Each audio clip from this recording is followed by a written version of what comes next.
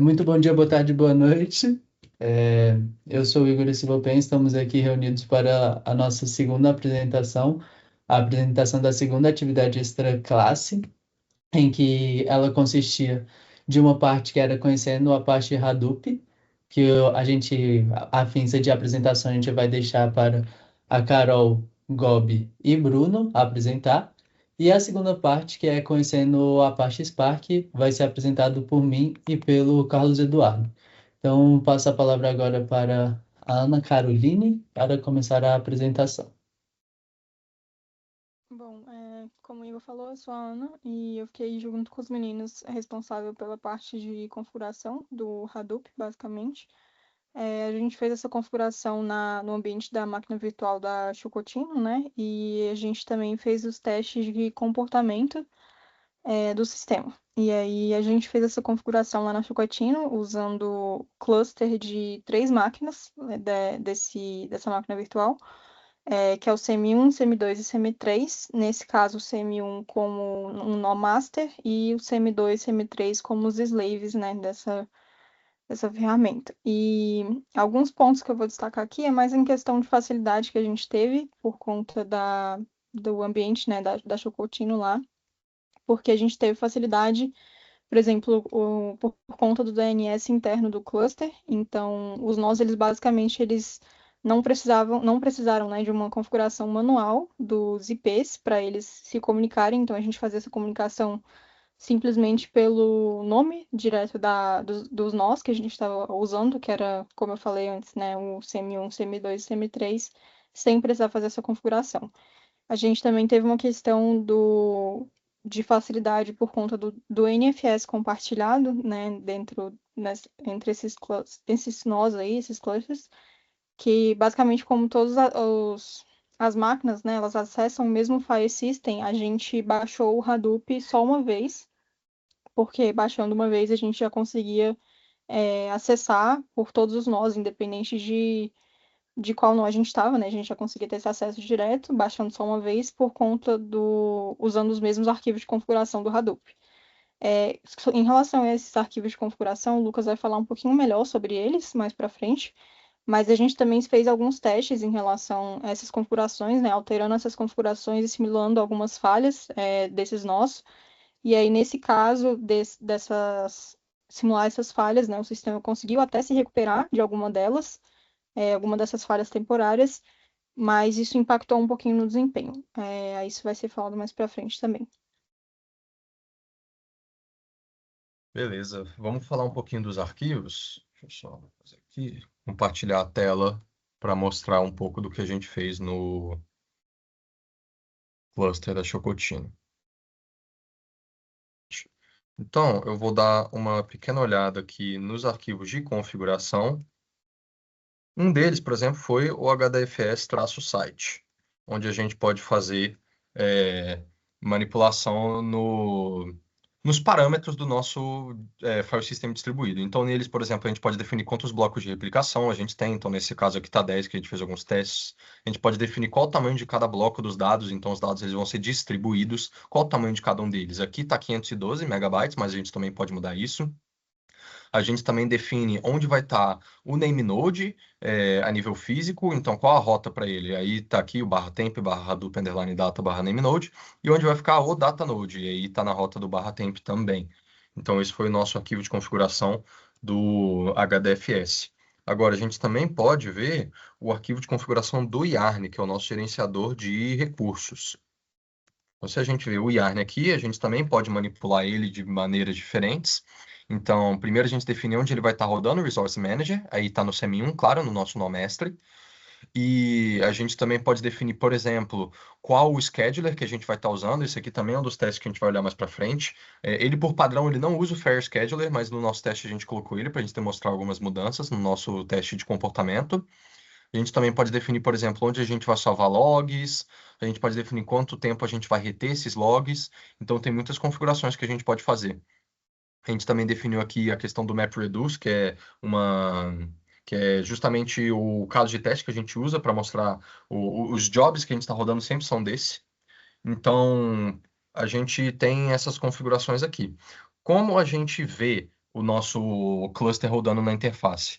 A gente executa esse código aqui, que é um SSH-dzão 9090-N na Chocotino. Então, dessa forma, eu consigo abrir um túnel na porta 9090 na Chocotino. E eu consigo, dessa forma, acessar as interfaces web do Hadoop que estão sendo executadas no cluster. Então, abrindo aqui o Firefox, eu consigo mostrar que está rodando tanto o Hadoop quanto o Yarn. A gente consegue ver os dois aqui. Que a gente consegue ver a tela do nosso processo. Se a gente rodar alguma coisa, vai aparecer aqui. E aqui a gente também consegue ver o nó, o status do nó CM1, por exemplo. E podemos ver o nosso file system, diversas outras coisas a partir dessa interface que é o próprio Hadoop que cria. Beleza. Então agora eu vou passar a palavra para o Bruno, que ele fez a questão do. Ele vai apresentar para a gente, no caso, a questão dos testes de comportamento. Bem, ok. Na questão dos nossos testes de comportamento e mudanças, foi requisitado que a gente fizesse 5 mudanças para apresentar 5 alterações, né, na interface ali do Hadoop. A primeira mudança que a gente fez foi a questão do ajuste do número de recursos, né, do nó de memória e CPU no Node Manager. Que a gente mudou, por exemplo, de 2048 megas para 16 mil megas e também de 1 vCore para 8 vCore. Aí isso, como o Gob apresentou, né, lá nos arquivos de configurações, XML, a gente altera lá e isso vai implicar na nossa interface lá que o Lucas acabou de apresentar. A segunda alteração que a gente fez foi o aumento do número de replicação dos blocos no HDFS, que a gente alterou de 2 para 10, por exemplo. Foi uma alteração que a gente fez. Terceira alteração que o Lucas, inclusive, mencionou agora há pouco foi a questão da substituição do escalonador do Yarn para o Fair Scheduler. Isso alterando também, mesma coisa, porque ele não é o padrão, a gente colocou ele para ser utilizado. A quarta alteração foi a criação de snapshots. A gente criou um diretório de snapshots, ou seja, por padrão a gente tinha 0 snapshots e agora a gente tinha um diretório de snapshots lá na nossa interface. Snapshots que são como se fosse um backup, né? Uma cópia segura do estado atual.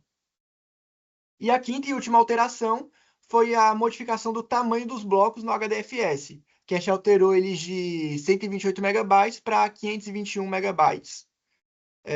Isso, mesma coisa, igual aos outros, a gente altera isso lá no XML, isso implica lá no nosso Hadoop, na interface web. Agora o Gob vai falar um pouco sobre os testes de falha que a gente fez, os 2 testes de falha, e é isso.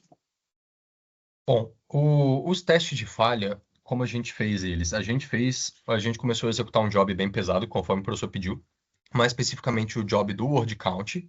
Então, deixa eu compartilhar a tela de novo, que eu posso até, dependendo, executar o job.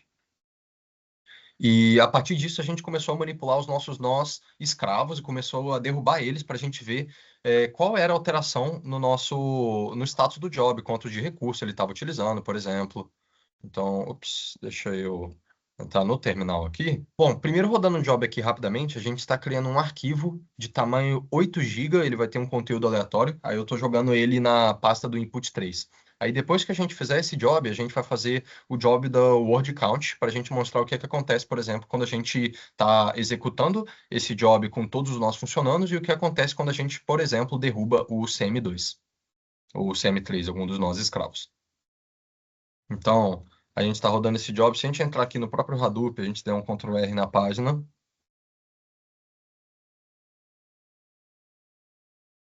A gente consegue ver aqui o name TeraGen, o MapReduce nele e ele sendo executado.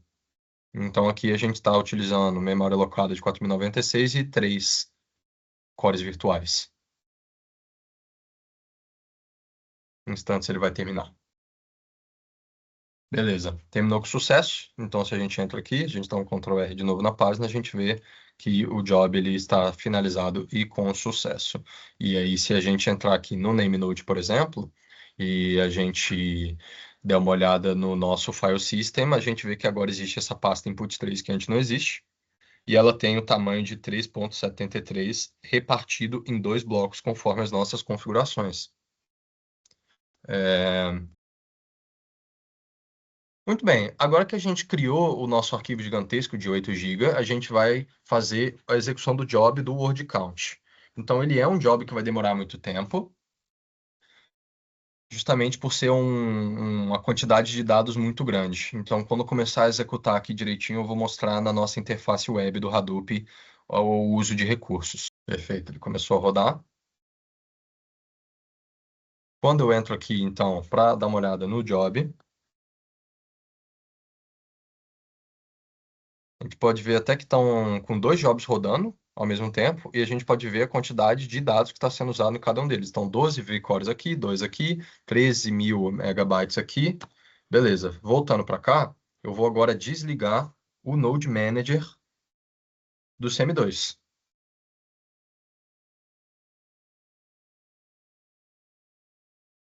Com isso, a gente já consegue ver que o processo ele para, e ele vai começar novamente a fazer o processo de map reduce. Obviamente, a gente desligou um dos nós escravos.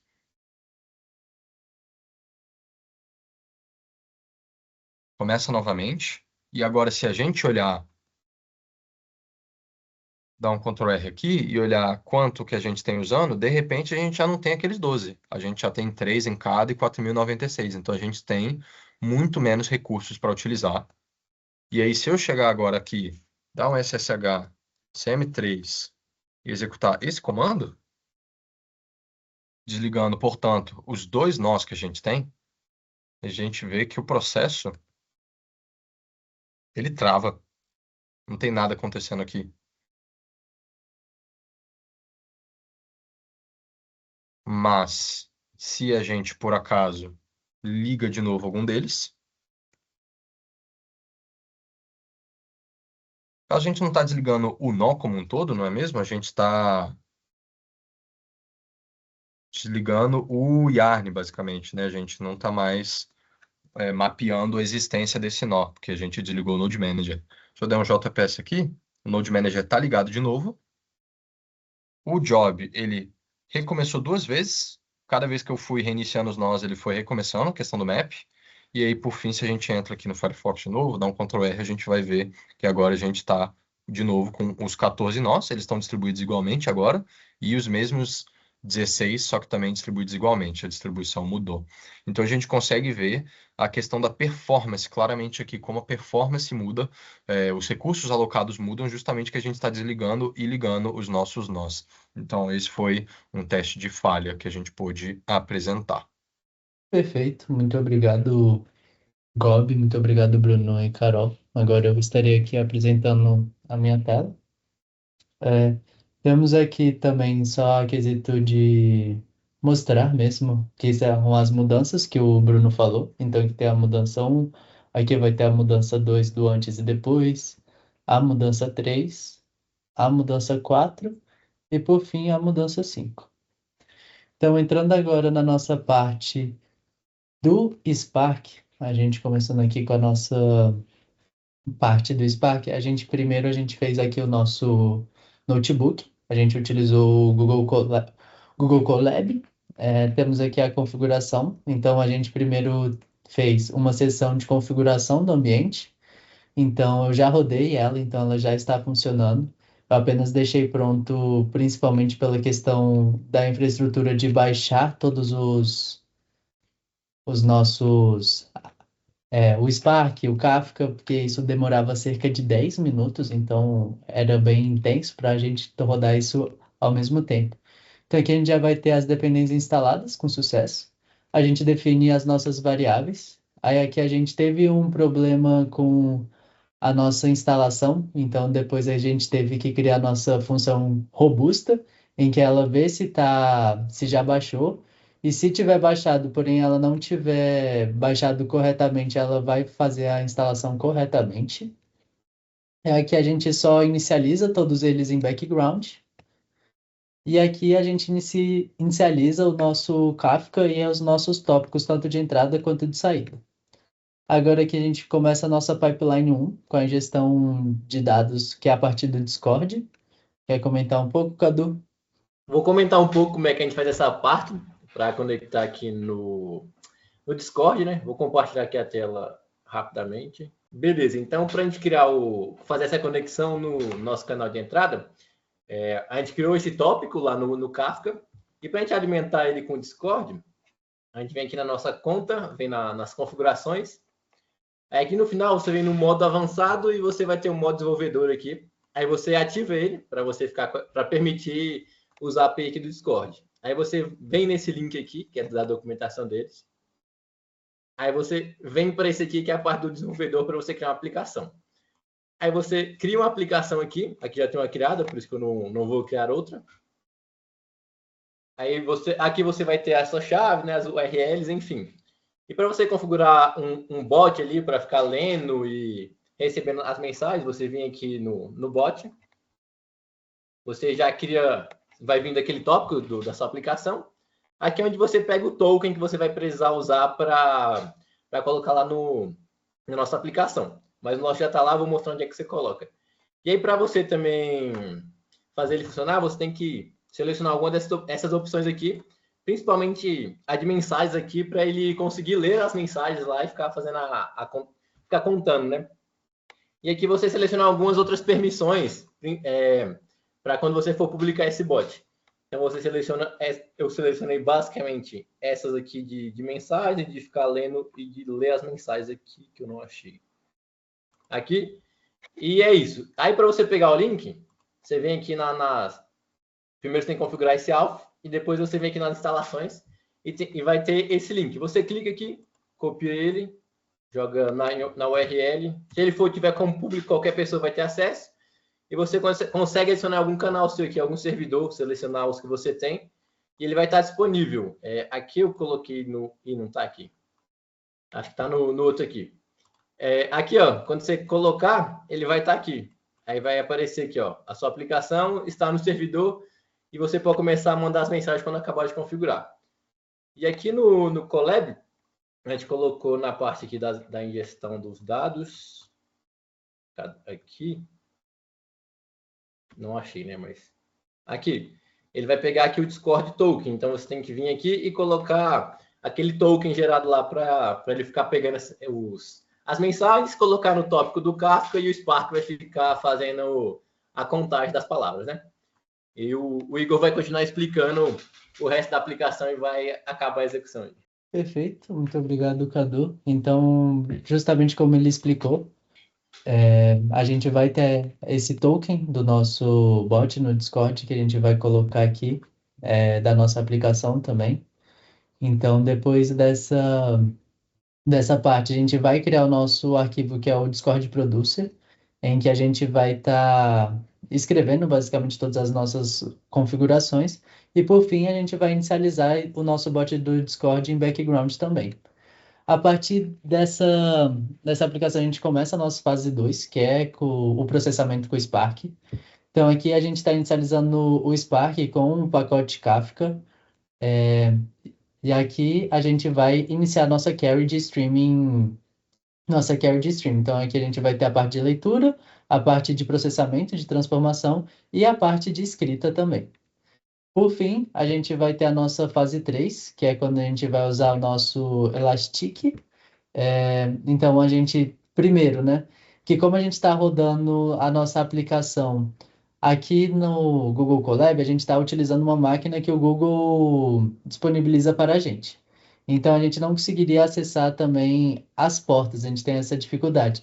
Então, justamente para isso, a gente cria um túnel para a gente conseguir acessar. Então, a gente acabou utilizando o Local Tunnel, em que a gente vai habilitar a nossa porta e a gente vai conseguir acessar a nossa aplicação por meio do navegador. Então, por fim, aqui a gente vai também ter toda a nossa configuração do nosso arquivo bridge e a gente inicializa ele em background também.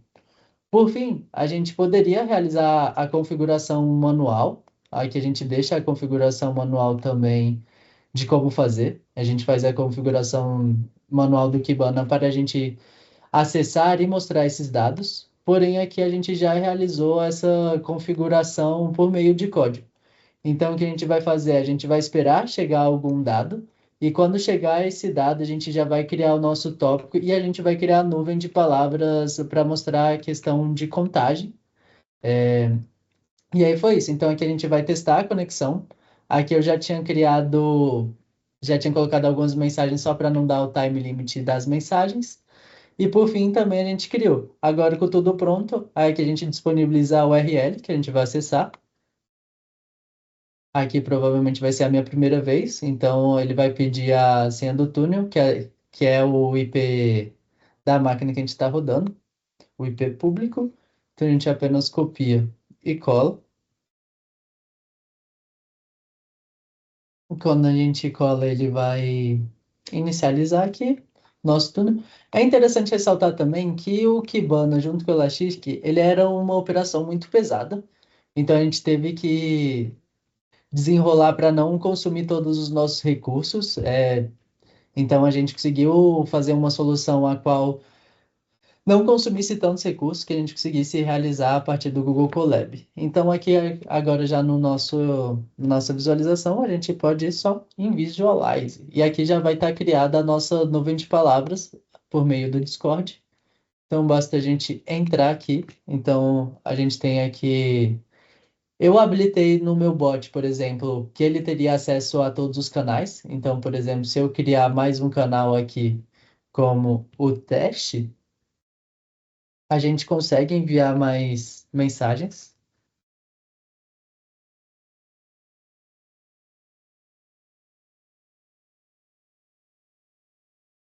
É o futuro. Opa, futuro. E aqui, ele vai. Aqui a gente não colocou, mas aqui a gente pode colocar, por exemplo, para atualizar de 3 em 3 segundos. E aí, de 3 em 3 segundos aqui, é como a gente pode ver, ele já vai estar atualizando. E ele vai mudando a nossa nuvem de palavras. Aqui a gente já configurou. A gente tem as nossas métricas. Então, a nossa métrica já é de maximizar a partir do count, que é a quantidade de vezes que essa palavra aparece. E aqui a gente também tem que era para ele mostrar as chaves. Então, a gente acaba também utilizando a própria palavra como a keyword que a gente vai armazenar. Então, é isso. Agradeço a atenção e finalizamos a apresentação da nossa segunda atividade extra classe. Muito obrigado e até a próxima.